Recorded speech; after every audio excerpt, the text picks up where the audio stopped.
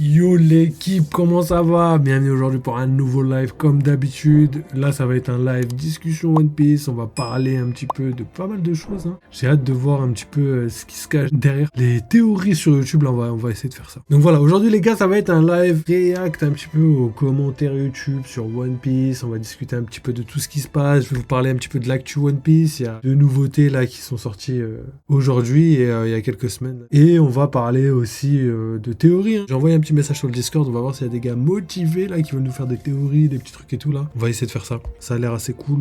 Pour commencer, je dirais qu'il y a 2 semaines de pause là, donc là déjà moi je suis en détente, je suis content. Le rythme baisse, ça fait plaisir. On va essayer de prendre de l'avance. Là cette semaine on va live au max pour prendre de l'avance, comme ça les semaines où il y aura je pense 3 chapitres, dans 2 semaines il y aura 3 chapitres de suite, étant donné que Oda va revenir en force je pense. Va falloir assumer, tu vois, va falloir assumer. Donc voilà, au niveau de l'actu, première actu les gars, ça arrivait il y a quelques semaines, je l'ai posté sur Twitter mais je vous en ai pas parlé, donc on va en discuter un petit peu. C'est qu'au niveau de One Piece, en fait le Shonen Jump a engagé un rédacteur en chef. Donc en fait c'est quoi la diff? Donc il y a un nouveau rédacteur en chef qui va être en charge des sorties, des scans dans le Shonen Jump. Et en fait le délire là-dedans c'est que il va y avoir quand même pas mal de trucs, dans le sens où le rédacteur en chef c'est celui qui va gérer un petit peu les sorties, donner un peu d'engouement, rajouter ce petit côté cliffhanger, etc., et qui va gérer un petit peu la hype au niveau des sorties One Piece. Donc j'ai regardé un thread il y a pas longtemps, je vous avais parlé de ça, il y a un mec qui disait que One Piece était sur le déclin et tout, j'avais envie de le goumer, et du coup ça m'a forcé à regarder un petit peu et à me renseigner sur ce qui se passe, et au final j'ai appris des choses. En fait je crois que j'étais aveuglé pendant quelques secondes. Enfin One Piece c'est pas sur le déclin, c'est un des mangas les plus vendus au monde encore aujourd'hui. Le seul problème c'est que ces records remontent à un petit peu maintenant, et qu'il y a des nouveaux records qui ont explosé les stats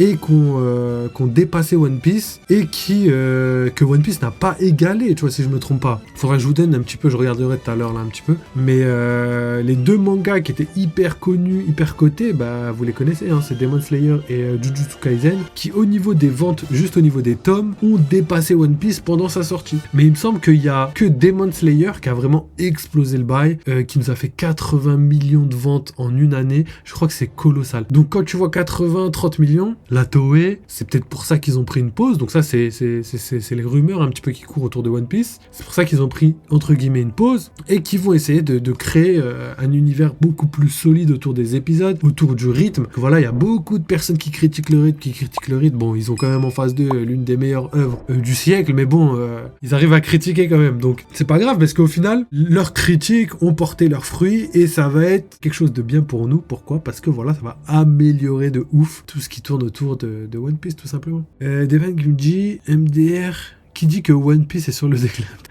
J'ai vu ça sur Twitter, carrément sur le déclin. Bon, ils abusent de ouf, évidemment. Mais c'est vrai que par contre, on vend pas de moins en moins d'exemplaires, mais le pic, c'est-à-dire l'apogée de One Piece, est derrière nous. Et ça, c'est un problème dans le sens où il faut relancer cette hype et tout. Et après, en même temps, c'est logique. Quand t'as un manga un petit peu qui commence à se faire vieux, c'est logique que la hype redescende et que voilà, ça prend du temps à remettre en place et tout. Et justement, c'est pour ça qu'ils ont mis un rédacteur en chef en place. Ce qui, pour moi, est une très bonne chose, mais il faut voir si sur le long terme ça va être quelque chose de bien. Donc en vrai, ce qui est reproché à Oda, c'est que à force de trop travailler, il commence un petit peu à baisser en qualité, même si en vrai je suis pas du tout d'accord avec eux. Ma vision de One Piece actuellement, c'est que voilà, Egghead c'est l'un des meilleurs arcs de tous les temps dans One Piece, même de tous les temps tout court. On a eu le live action qui est vraiment une masterclass, même si ça va pas plaire forcément aux fans purs et durs, mais quand même une masterclass. Saison 2 qui va sortir l'année prochaine si je me trompe pas. Et on a pas mal d'autres choses qui sont comme ça en route et qui font que One Piece est au-dessus de tout. Donc voilà, au niveau des films, ça marche bien parce que Red c'est bien vendu, même si honnêtement c'est pas ce que je kiffe, tu vois. C'est pas ce que je kiffe en termes de scénario, mais voilà, pour le grand public, je pense que c'est un bon film, le film Red. Et pour terminer, on a ce fameux épisode qu'on parlera tout à l'heure, l'épisode du dernier épisode qui est sorti, le Fan Later, qui est vraiment une masterclass totale. Et ça fait partie de la deuxième info du jour, le point sur l'actu One Piece un petit peu. Donc on verra ça juste après. Pour en revenir un petit peu sur le le rédacteur en chef, lui, en gros, il va permettre de soulager un petit peu Oda. Donc voilà, au niveau du rédacteur en chef, je pense que ça pourrait être une très bonne chose. Le seul problème, c'est que potentiellement, ça peut être dangereux dans le sens où si le rédacteur est mal choisi, il va tout le temps valider les décisions d'Oda et en fait, ça va pas vraiment faire avancer les choses dans le bon sens. Il faut vraiment que le rédacteur en chef soit déterminé et qu'il fasse vraiment les choses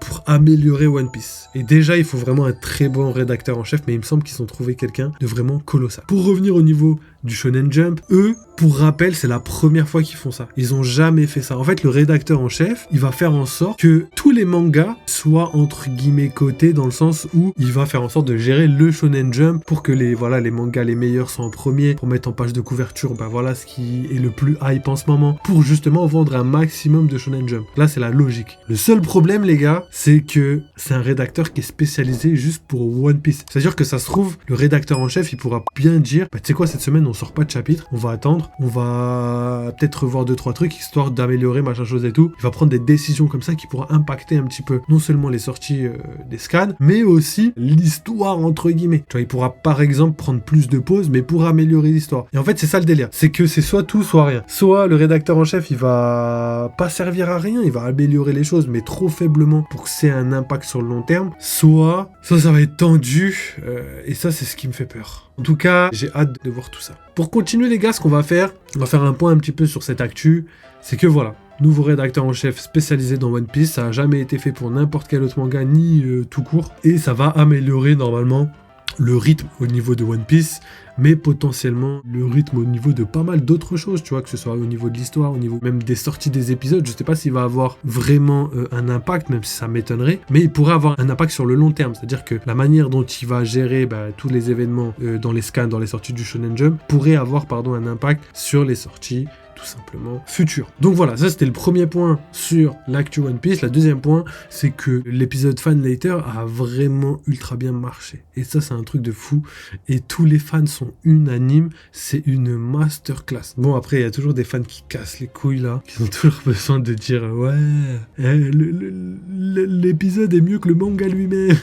Après, je suis pareil, mais par rapport au film et tout, le manga c'est différent. C'est pas pareil, c'est comme si tu comparais un film avec une série, tu vois. C'est pas logique, tu vois. Et là, vraiment, je trouve que c'est une masterclass dans le sens où, en fait, on n'a pas fini de découvrir ce que One Piece à nous offrir. Et c'est ça qui est fou. Ça, c'est que, je pense, le premier prémisse. Imagine, on pourrait faire tout et n'importe quoi. Je sais pas, déjà, on pourrait avoir des histoires de certaines personnes. Ça, on l'a déjà dit plein de fois. Mais là, vraiment, de personnes random, on pourrait avoir des histoires de personnes random, tu vois. Je sais pas, par exemple, un mec qui deal un petit peu des fruits, des fruits du démon, qui est là, qui se dit, vas-y, tu sais quoi, je vais t'envoyer des fruits, machin chose, je vais t'envoyer des bails. Et en gros, sa vie, il va montrer que, voilà, il est un peu dans le côté sombre de One Piece et il essaye de s'en sortir, tu vois. C'est des idées de scénario qui pourraient popper, tu vois. Tu prends n'importe quel, en fait, c'est ça le délire. Tu prends n'importe quel scénario qui a ultra bien marché et tu le mets à l'échelle de One Piece et tu verras, ce sera lourd. Tu pourras faire Narcos One Piece, tu pourras faire, je sais pas moi, Interstellar One Piece, tu pourras faire, je sais pas moi, Inception mais One Piece. Genre un mec, grâce à son fruit du démon, il peut aller dans les rêves. Tu vois ce que je veux dire? C'est